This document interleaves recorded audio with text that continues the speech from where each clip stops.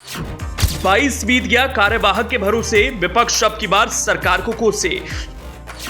UP में अखिलेश का लड्डू वाला दांव, योगी अखिलेश में तनाव।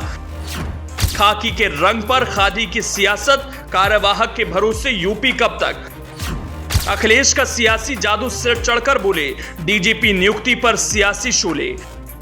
यूपी में कानून व्यवस्था की ढोल बजाने वाली बीजेपी को अखिलेश ने कड़ा संदेश दिया है। अखिलेश यादव ने ऐसा करारा पलटवार किया कि योगी सरकार चारों खाने चित हो गई। सरकार सोच भी नहीं पा रही कि आखिर विकल्प निकाले भी तो कैसे। इस समय यूपी में डीजीपी पद को लेकर जो सियासी संग्राम मचा है, उससे जग जाहिर है कि यूपी में आने वाले दिनों में अखिलेश यादव शांत नहीं बैठने वाले। अखिलेश यादव ने जो प्लानिंग बनाई और डीजीपी के रिटायरमेंट से पहले ही कह दिया था कि यह सिलसिला कार्यवाहक ही रहेगा, और वैसा ही हुआ, जिसके बाद साफ हो गया कि अखिलेश यादव बीजेपी को आड़े हाथ लेकर ही दम लेंगे। सामने निकाय चुनाव और उपचुनाव हैं, लेकिन अभी भी प्रदेश के डीजीपी न मिलने पर अखिलेश ने लड्डू बांटने की बात कह दी।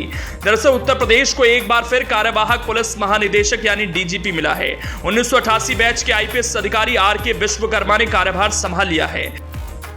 योगी सरकार भले यूपी में बेहतर कानून व्यवस्था होने का दावा कर रही हो, लेकिन ऐसा पहली बार हुआ कि करीब 1 साल से प्रदेश कार्यवाहक डीजीपी के सहारे चल रहा है।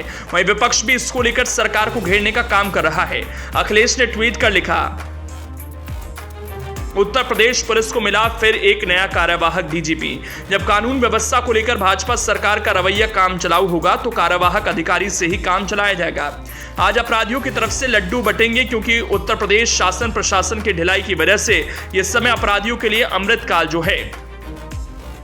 अब भला ये मामला सियासी क्यों नहीं हो सकता, क्योंकि पिछले 1 साल से प्रदेश कार्यवाहक जो बना हुआ है, क्योंकि ये पहला मामला नहीं है जब अखिलेश यादव ने आवाज उठाई, बल्कि इससे पहले भी समाजवादी पार्टी के राष्ट्रीय अध्यक्ष और पूर्व मुख्यमंत्री अखिलेश यादव ने कहा था कि यूपी में एसआई डीजीपी की नियुक्ति क्यों नहीं हो रही है, क्या कोई भी आईपीएस इस पद के योग्य नहीं।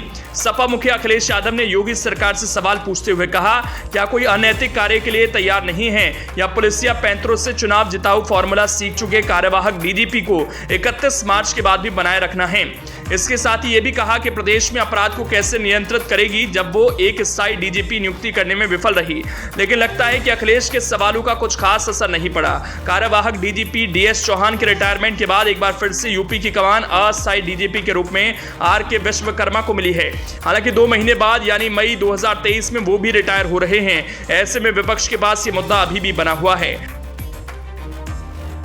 आईपीएस राजकुमार विश्वकर्मा पूर्व डीजीपी मुकुल गोयल के बाद दूसरे सबसे सीनियर आईपीएस अधिकारी हैं। हालांकि डीजीपी के पद को लेकर पिछले काफी समय से कुछ वरिष्ठ अधिकारियों के नाम चर्चा में थे।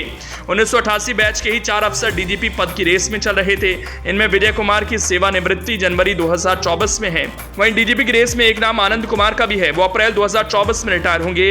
वहीं यूपी में एडीजी लॉ एंड ऑर्डर का कार्यभार संभालने वाले प्रशांत कुमार का नाम भी खूब चर्चा में रहा, क्योंकि वो सीएम योगी के बेहद करीबी माने जाते हैं। इसके अलावा वो कानून व्यवस्था को दुरुस्त करने में महत्वपूर्ण भूमिका निभाते रहे हैं।